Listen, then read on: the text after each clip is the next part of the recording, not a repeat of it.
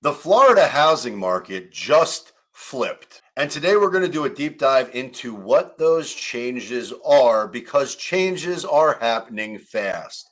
Inventory, supply, demand, they are radically changing fast. And the markets that trade within the Florida market are changing fast. And real estate values are the last metric to change when the economic conditions collapse. And I read each and every one of your comments. None of this information is intended to be doom and gloom or to scare you, but it is intended to empower you with the best, most actionable information in order for you to be able to empower yourself to advocate and negotiate the right way in every Florida market. So if you ever need help with that, please reach out because we would love to help. Now let's get into it right now.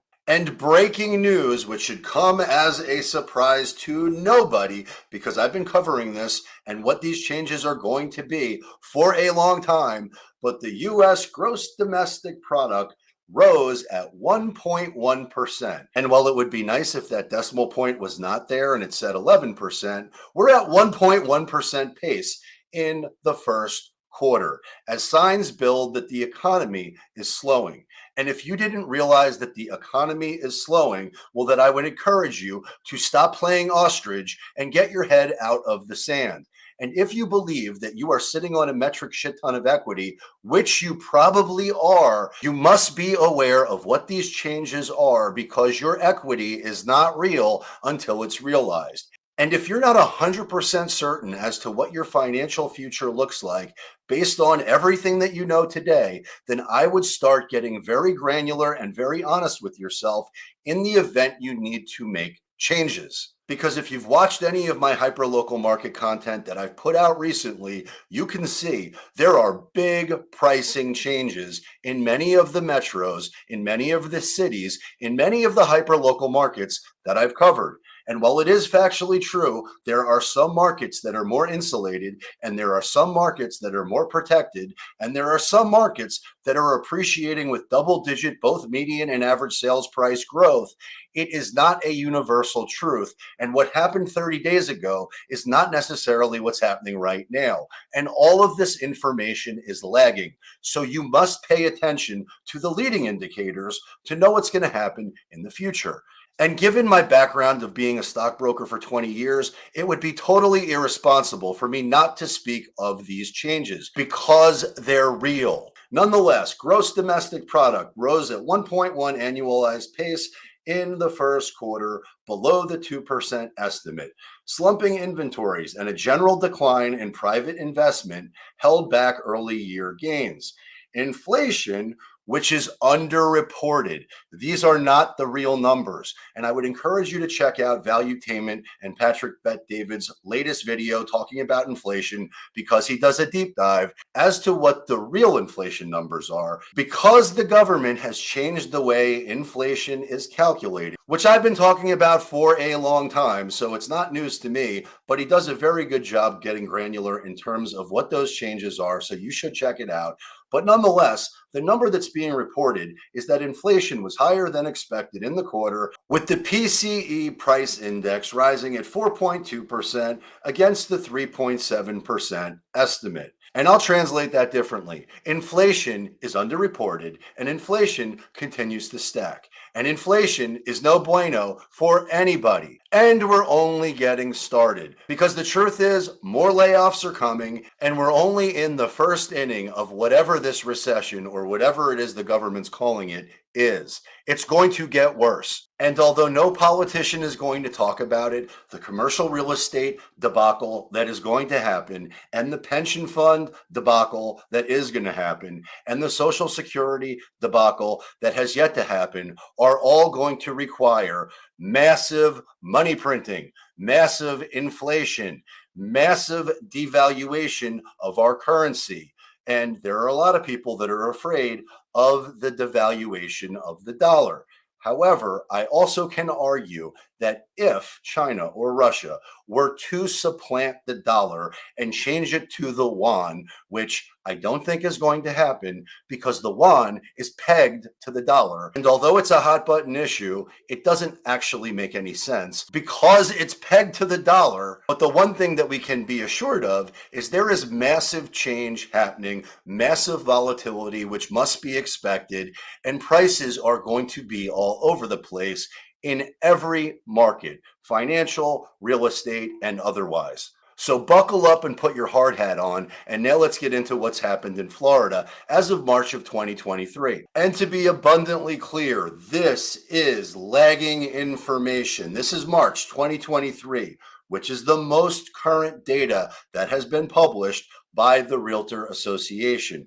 But it's old. So please note that whatever is happening right now is very different than what happened in March of 2023. Because today is April 20th. And if you want more current actionable information, please reach out because I absolutely have it, or I can put you in touch with someone who does, someone we know, like, and trust, a professional that can advocate and negotiate for you the right way, no matter where it is that you're thinking about buying or selling in Florida or anywhere else for that matter. Nonetheless, single family homes numbers are out for the state of Florida in totality. So we're talking about the big enchilada. Closed sales down 15%, cash sales down 24.5%, median sales price still on the uptick. And I would not argue that median sales price is the number that you want to pay attention to when we're talking about such a big macro picture. I think average sales price is more instructive because it encompasses every price point. It's not taking the more palatable term, which is the median value in this particular instance. But median sales price is on the uptick from 396 to 405. Great news, right? No. Average sales price down 2.1% from 571 to 559 on the downtick, down 2.1%. Now, to be clear, the hyperlocal markets that you're shopping in are going to trade very differently. And in my hyperlocal market, best of luck finding a home at 559, at least one that you'd want to live in. Because the average sales price in most of the markets that I serve and support is significantly higher than this number. But we want you to max out South Florida living to the fullest. We want you to find your dream home and dream lifestyle. But more importantly, we want you to get the best deal humanly possible. And that is what we specialize in. Dollar volume took a hit, down 17%. Median percent of original list price received, down 4%. In March of 2022, you could expect to get 100% on the sale of your home. And in March of 2023, that number dropped to 96.1%. Median time to contract up almost 300%. Bye 9 days and hello 35. And not to alarm you, that's a return to normal. Median time to sale up 57% from 49 to 77 days. New pending sales down 12% from 31,571 to a touch under 28,000. Well, we already knew that because closed sales are down 15%.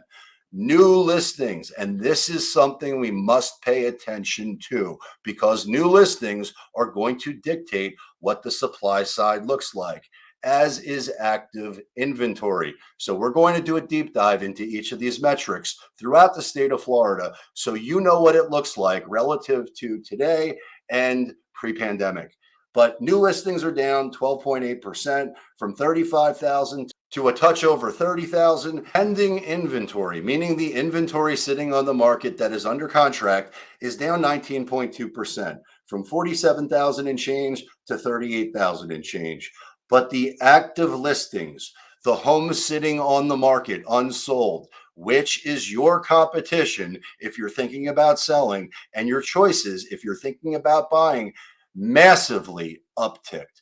But it'll be interesting to see where that registers as compared to pre-pandemic numbers. Nonetheless, it's up 100 and almost 16% from 28,000 to 61,000 and change homes sitting on the market unsold, which represents an uptick in month supply from 1 month to 2.7 months, up 170%. And to be clear, that is still a seller's market, but it's trending to neutral and trending to buyers fast. And the hyperlocal markets that I've covered so far have radical swings in all of these metrics, which is why it's critical you work with a professional that understands what the hyperlocal market is in order to advocate and negotiate for you the right way. Which takes us to median sales price in the state of Florida for single family homes. And what you can't help but notice is that in March of 2023, we had the slowest rate of appreciation, single digit gains, 2.1% to a high of 405, which is not the high of 420, which is what we saw in June of 2022 and May of 2022. Those were the highs. Gone are the days of double digit appreciation in the state of Florida for now in terms of median sales price. Year to date, we're up 3.9%. That is not the most instructive number to pay attention to. We want to know what's happening on a real time basis, and we're going to cover that further as we proceed. But if you look at the graph on the bottom of the screen, what you get is historical context. And although we're not at the all-time high of 2022, we're not too far off the all-time high of 2022, which is a far cry from where single-family homes traded pre-pandemic in 2019, where you could expect the median sales price to be somewhere close to $250,000.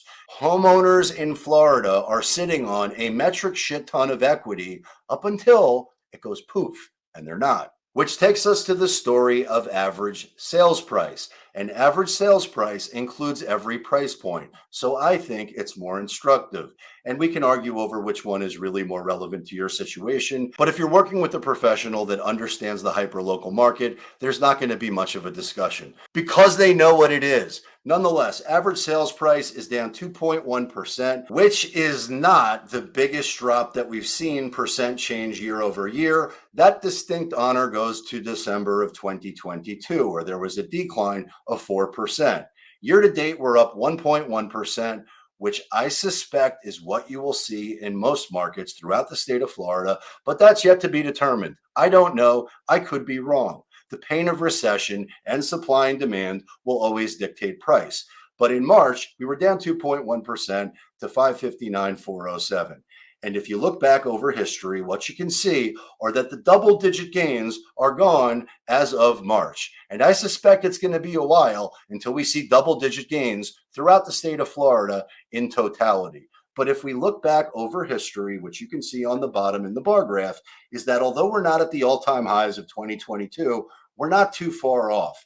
But we're a far cry from the 350, which is what the average sales price was back in 2019 pre-pandemic, back in a normal market, back before 1,400 new people wanted to move to Florida on a daily basis like they do today. Which takes us to the supply side and takes us to new listings. And the story behind new listings is something that we must closely pay attention to because, as mentioned, supply and demand will always dictate price.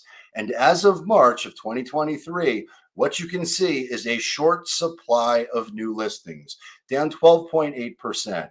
And year to date, short supply of inventory of new listings, down 2.3%. And if you look back over the last 12 months, you're going to see it's predominantly dominated by a shortage of new listings.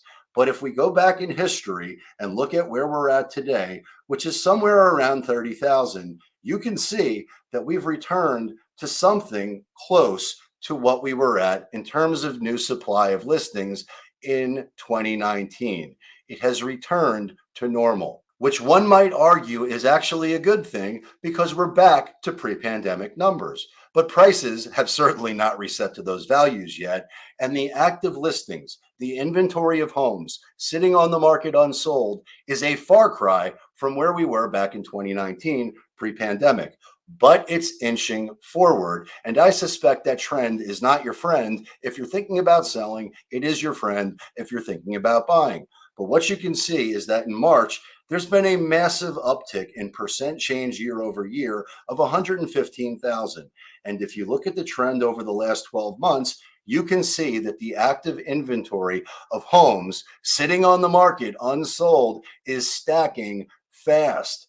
But if we look at the bottom and look at the bar graph, you can see that although we are pushing the extreme limit in terms of supply relative to the past year, we're a far cry from where we were in 2019, where there was something close to 100,000 homes in Florida sitting on the market unsold, which is a long way of getting to that demand is higher than supply. And until those dynamics rebalance and shift in the favor of supply, I suspect we're going to continue to see single digit appreciation in most markets up until we don't. And predictably, the month's supply of inventory for single family homes in Florida illustrates that point perfectly.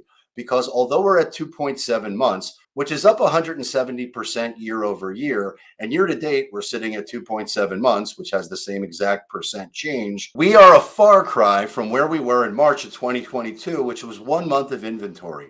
But if we look at this for historical perspective and look at the historic pre-pandemic supply of inventory, what you can't help but notice is that 2.7 months is a far cry from 2021, and it's not too far off from where we were in 2019. Although 2019, we were pushing somewhere around 4.3 months. And I suspect as the pain of recession worsens, we'll get there fairly quickly. But as of today, we're not there yet. But if we're going to talk about the supply of inventory, I think it's very instructive to know what the inventory looks like, what the supply side looks like in terms of pricing. And so what you can see on this slide is the inventory by current listing price. These are the homes sitting on the market, unsold, in every price point that exists within the state of Florida. And what you can't help but notice is that every single price bracket is on the uptick, with the biggest jumps occurring between 3 and 400,000, which is up 152%. 13,000 plus homes sitting on the market unsold in this price point throughout the state of Florida. And 400 to 600 is up 133%. 16,000 and change homes sitting on the market unsold in this price point. And 600 to just under a million is up 129.2%. 11,617 homes sitting on the market unsold in this price point. And there are 12,162 homes sitting on the market unsold that are $1 million and higher. And higher in the state of Florida can be significantly higher. So from $1 million to infinity, there was 102% change year over year, which is a long way of getting to. If you're thinking about selling and you're thinking about overpricing your home, best of luck, which is why it is critical. If you are thinking about selling, you work with a professional who understands how to create a market within a market, no matter what price you're in order to find the one buyer on planet Earth willing to pay more than anybody else. And that's what we specialize in. So if we can help with that, please reach out because we would love to help. Which takes us to the distressed sale market. And the distressed sale market is what completely collapsed the market the last time the real estate market crashed. And what you'll notice is that distressed sales are a non-event in the state of Florida as of March of 2023. And it should be noted that it only took 10% of the overall housing market to be in distress to drop prices by 30%, to crash values immensely. And we're nowhere near that happening today. But make no mistake, as the pain of recession gets worse, you will see an uptick in distressed sales. But because homeowners are sitting on so much equity, they've got far more options today than they did in the real estate apocalypse. So it's going to take time for any of those dynamics to actually play out. And I would argue it's going to take 3 to 5 years minimum. Nonetheless, as of March 2023, foreclosures in the state of Florida down 15% from 168 to 143, and short sales down 54%, 57 to 26. They are a statistical non-event in the state of Florida up until they're not. Now, to be clear, this is the big macro picture in the state of Florida, and I'm committed to sharing what's happening in each and every metro within the state. So, if I haven't covered it yet, please know that I intend to do so as quickly as possible. So, please stay tuned because I will absolutely cover the market that you want to know about. And if you're ever thinking about buying or selling, please reach out to me directly because we would love to help. And please check out my next video because I suspect you will love it a lot. And until next time, peace.